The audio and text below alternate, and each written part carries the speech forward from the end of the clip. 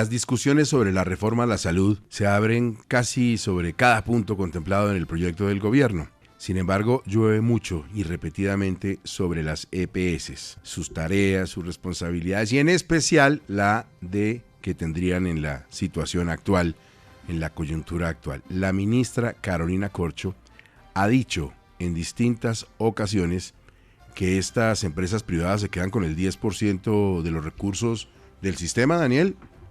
Ustedes saben cuánto pagamos nosotros anualmente a las EPS por las leyes de Colombia para administrar el sistema de salud, solo para administrar, pulpo, 6.6 billones de pesos, 6.6. En los reportes de la superintendencia dicen que se gastan solo el 3, pero se les paga 6.6 al año, solo por administrar, cubrir la Colombia profunda. Con esto, estos servicios básicos cuesta 8.7 billones de pesos. Eso no es plata para lo que se roban en este país permanentemente. Esto no es plata. Bueno, en Caracol Radio tuvimos acceso a un estudio sobre el estado financiero de las EPS, con base en las cifras reportadas por esas entidades, auditadas y publicadas por la superintendencia. La situación que muestra el estudio es una muy distinta a la que han venido posicionando como versión oficial, Daniel. Sí, Gustavo, pues la situación es incluso muy preocupante. En los últimos 6 años, el acumulado de reportes de todas las EPS muestra que los ingresos crecen, lo que es lógico porque crecen los pagos por usuarios que hace el sistema, pese a lo cual las utilidades son decrecientes o directamente pierden. De los últimos 6 años, entre 2017 y 2022, las EPS acumuladas solo tuvieron utilidad en 2020 por 585 mil millones de pesos. En 2021, la pérdida fue de 510 mil millones y a septiembre de 2022, que es la última cifra disponible que muestra este informe, la pérdida acumulada en el año era de 1.260.000 millones. Carmen Eugenia Dávila, hoy directora ejecutiva de Gestar Salud, pero quien además ha sido viceministra de Salud y fue una de las funcionarias que se encargó de crear la ADRES, el gran banco de la salud en el país, explicó en términos sencillos por qué se produce este fenómeno.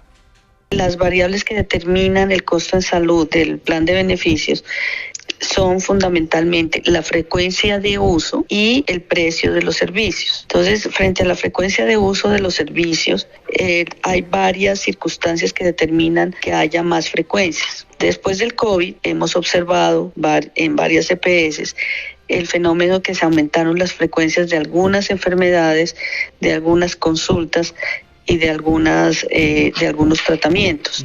Por otro lado, es claro que en el año 2020 se dio, pues digamos, una especie de utilidad bruta, pero esa se podría entender como una situación donde la gente no acudió al médico por las restricciones frente al aislamiento. Daniel, ¿el informe arroja alguna conclusión sobre atenciones a las enfermedades más complejas? Pues sí, Gustavo, al mirar las cifras a septiembre de 2022 se ve un resultado curioso. Al comparar el comportamiento de las empresas por las atenciones PBS, es decir, todo lo que contempla el Plan Básico de Salud, y sus cifras por las atenciones que están por fuera del PBS, todos los tratamientos y procedimientos para las enfermedades más complejas. Por ejemplo, Nueva EPS, que según la reforma será la que recibirá ahora la mayoría de colombianos, tiene una utilidad bruta por usuario 10 veces mayor que empresas como Sanitas o Sura y 5 veces más que Salud Total, al dar la atención básica, pero al ver los costos de lo que está por fuera del PBS, Nueva tiene la mayor pérdida del sistema, 634 mil millones.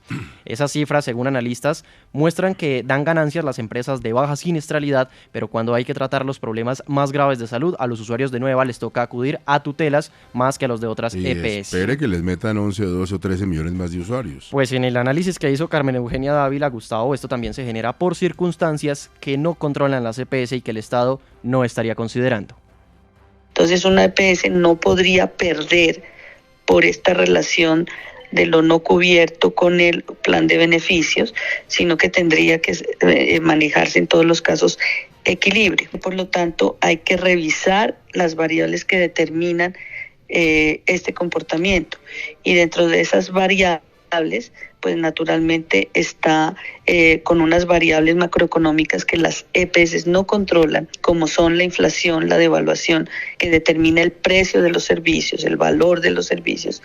Pues con base en esta información es posible inferir que el problema es estructural. El dinero del sector no está alcanzando para la cantidad de atenciones que se deben prestar a los usuarios. Volvamos a las cifras, Daniel. ¿Cuáles son los datos más recientes del sistema? Todo el sector, pérdidas de 510.000 millones y a septiembre de 2022 1,2 billones. Las que pierden subieron de menos 228.000 millones a 921.400 millones del primer al tercer trimestre del año pasado. Las que ganan cayeron en sus utilidades de 119.800 a 56.900 millones. El sector tiene una pérdida por usuario, Gustavo, de 27.000 pesos. Las que ganan 12.000 por persona. Las que pierden 61.700.